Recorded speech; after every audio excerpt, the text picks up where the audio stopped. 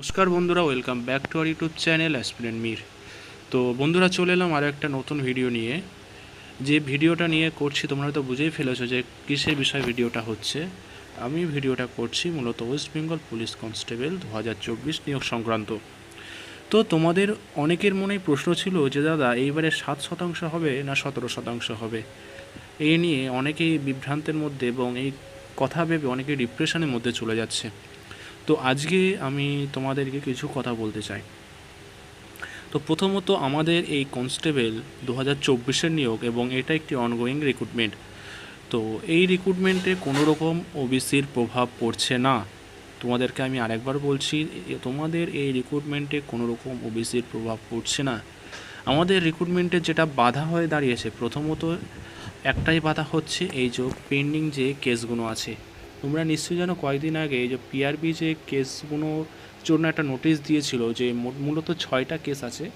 তো 6টা কেস বলতে একটা আছে ইডাব্লিউএস সংক্রান্ত, আর বাকি 5টা কেস একটা টপিকের ওপরে যে হরাইজন্টাল রিজার্ভেশন। অর্থাৎ তার মধ্যে একটা যদি তোমার মামলার যদি একটা যদি খারিজ করে দেয় তো বাকি 4টে অটোমেটিক খারিজ হয়ে যাবে। তো অর্থাৎ আমাদের কেস সংখ্যা কিন্তু 6টা ভাবলে হবে না, কেস সংখ্যা হচ্ছে আমাদের 2টো। তাই এই 2টো কেস আশা করছি জুন মাসের মধ্যেই সর্ট আউট হয়ে যাবে এবং তোমাদের রেজাল্ট জুন মাসের মধ্যেই আসার চান্স 90%। তবু দাদা 90% কেন? আমি বলবো কারণ তোমরা তো জানোই আমাদের মাননীয় হাইকোর্টের বিচারপতি অমৃতা সিনহা বিষয়টিকে একতরফা শুনেছে।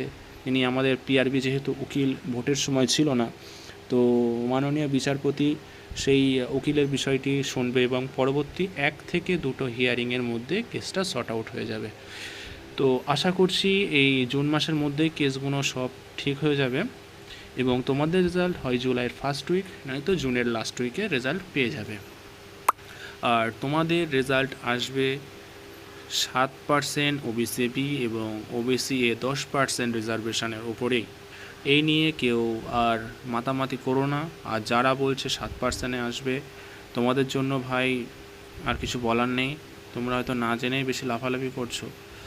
তো নিজেদের স্বার্থটা দেখলেও হয় না, ঠিক আছে? যারা এই নিয়ে লাফালাফি করছে যে 7%ই দেবে, তাদেরকে বলছি এখানে যে ছেলেটা এসছে, পরীক্ষা দিয়েছে, মাঠ পাস করেছে, ইন্টারভিউ দিয়েছে, তারপরে আজকে এই জায়গায় আসতে পেরেছে, সেখান থেকে যদি কোনো সরকার তাকে বাদ দেয় তো কেউ তো আর ছেড়ে কথা বলবে না। তোমাদের স্বার্থে দেখতে গেলে তোমাদেরও বাড়ি এখন 2-3 বছর বসে থাকতে হবে, ঠিক আছে? তাই আমরা চাই সরকার অনগোয়িং রিক্রুটমেন্টে কোনো রকম হস্তক্ষেপ না করুক এবং আশা করছি সরকার তা করবেও না।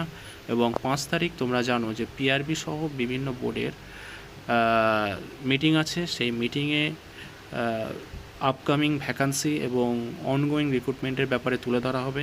তো 5 তারিখটা তোমরা দেখো এবং 5 তারিখে কী আপডেট উঠে আসে আমি তোমাদের সেটা ভিডিও করে জানিয়ে দেবো।